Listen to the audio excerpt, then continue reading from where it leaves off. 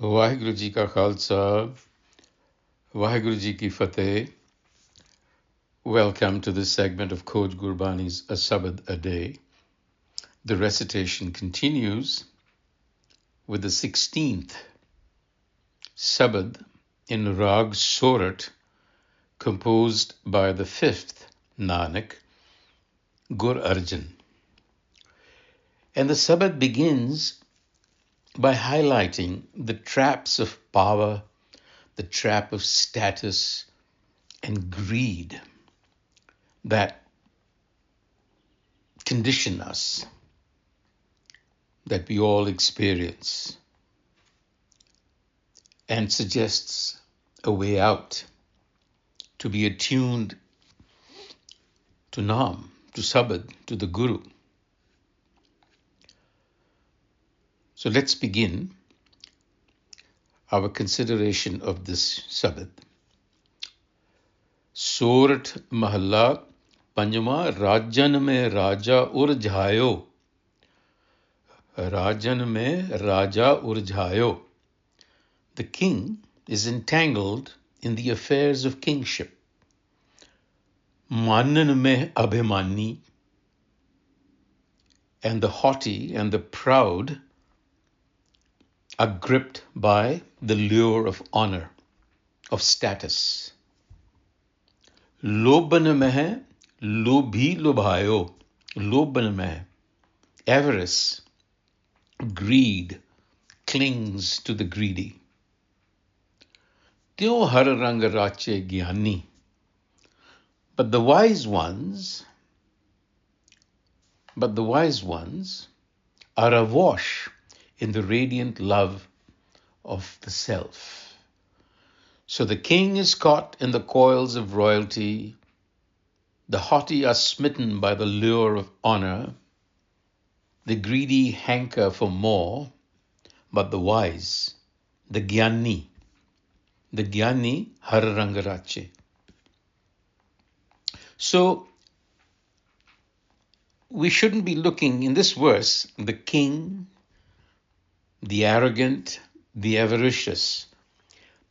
They represent symbolically power, status, greed. All of these things symbolize the ego with its tendencies to dominate, to exaggerate its own importance, and to exhibit covetousness. Now, as I said, these are cultural patterns. We should not really see them as personal flaws because we are more or less conditioned by cultural and social patterns. And that is what binds the individual psyche. And like the illusion, like the patterns, like the ego rather, these are illusions. Power resides where we believe it resides, for instance, and a small man can cast a long shadow. So these are traps that we are caught in, and the Guru is offering us a way out, which is in the Rahau. Harjan ko ihi suhave. Harjan ko, to the devotee. Ihi suhave, this alone is pleasing. So what is it that we should be doing as a harjan? Because that is obviously the invocation to us.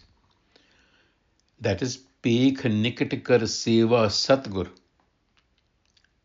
To behold the immediacy of the Guru Enlightener and follow it, meaning not to think that the Guru is far away, but that the Guru, the Enlightener, is within. And we need to follow. We need to be drawn towards it. And only praise and glorification appeases the mind. Har kirtan hi tripatave, which means the development of virtue. The servants of the self, the devotee, cherish the Guru Enlightener. That is the zone they want to be in. They want to serve. So the Guru, as we have often talked about, is more of a principle. It's not simply an external figure. We see the Guru appear in Gurbani as a living channel, of divine wisdom. In fact, it is the divine voice itself. It appears externally as our historical gurus and the text of Gurbani, and it is internal, antarjami. And this is not an individual possession. It's a universal, transpersonal field of consciousness that reveals Nam, wisdom, reality. So you see, there is memory, there is resonance, and there are habits. So we are culturally conditioned. We have an ego field, if you will, but we have the spiritual field of consciousness, Nam. I'm speaking in terms of fields because I think contemporary language understands that better. So we can see the Guru principle as an attractive field, one that holds not only memory but also transmits transformative resonance. So Maya is the habitual field, worldly patterns, it's habit.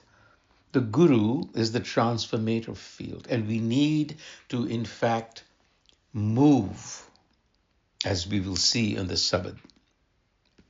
So therefore, the only true beauty is to surrender to that Guru field, to Guru consciousness, if you like it that way. In the second verse, the Guru continues with his examples of patterned behavior. Amlanasyo amali laptayo. Addiction and the addict will always go together. Amlanasyo amali laptayo. Just as a landlord holds dear to his or her land. Bhumana bhuma pyari. Just as a child loves sweet pudding, the sweetness of pudding, kheer sang barik halina, in exactly the same way, those who are enlightened, sant, prabh sant aise hitkari, that is how they love the self. So while the drunkard clings to intoxicants, the landlord to land, the child to pudding, so the santan, the enlightened, delight in the self. So attachments here, whether to a drug or to property, are just another form of bondage. So just as an addict clings to its fix and the farmer or the landlord to its land, we cling to our own illusions of possession and control. Now, the child's immersion in milk or pudding symbolizes something different. It's pure dependence, and it is pure delight because the child is dependent on receiving it. Similarly, the Santan's love for Prabhupada is not intellectual, but instinctive and total. The third verse continues along this vein. Vidya mehe bind ansi. In scholarship is steeped the scholar. Nain dekh sukh pave. The eyes find joy in seeing. Jaise rasna sad lubhani. Just as the tongue delights in taste, so do devotees relish singing the virtues. Tyon Rajan har gun gavahi. Again, a comparison. The scholar weaves the web of illusion of knowledge. The eye delights in seeing forms that are fleeting. The tongue loves tastes that don't last. But it is the santan, the devotee, who finds joy in eternal virtue. So, intellectual pursuits, sensory pleasures can trap us. It is not the accumulation of facts or visual delights, but inner realization. So the analogies are being carried further and further. And in conclusion, Jaisi Pukh Taisi Ka Purak. Jaisi Pukh. As one hungers, as is your desire, so is the provider. Taisi Ka Purak. Sagala Ghata Ka Swami. Because it is the master of all hearts. It's resident everywhere. Nanak pyas lagi darsan ki. Nanak yearned for the vision. Prabha milaya antarjami, and found the all-knowing self within. So as you hunger, so will the response be from the master of all hearts, which means the center of your psyche. It will respond that way. The universe will respond to you in the way that you hunger. In other words, you become what you long for. Nanak yearned for the sight of the beloved and found it. And he saw it present in every heart. This is the core. The universe or the divine or the self responds to the intensity of one's orientation. So, it is exceedingly important to actually change your orientation. That is what it is all about. So we have to tune ourselves to the Guru principle, or to the self, which is the wholeness at the center of the psyche. It is the archetype. The self is the archetype of integration, representing union of the conscious and the unconscious. So that is what we need to do. Vaheguru Ji ka Khalsa, Vaheguru Ji ki Fateh.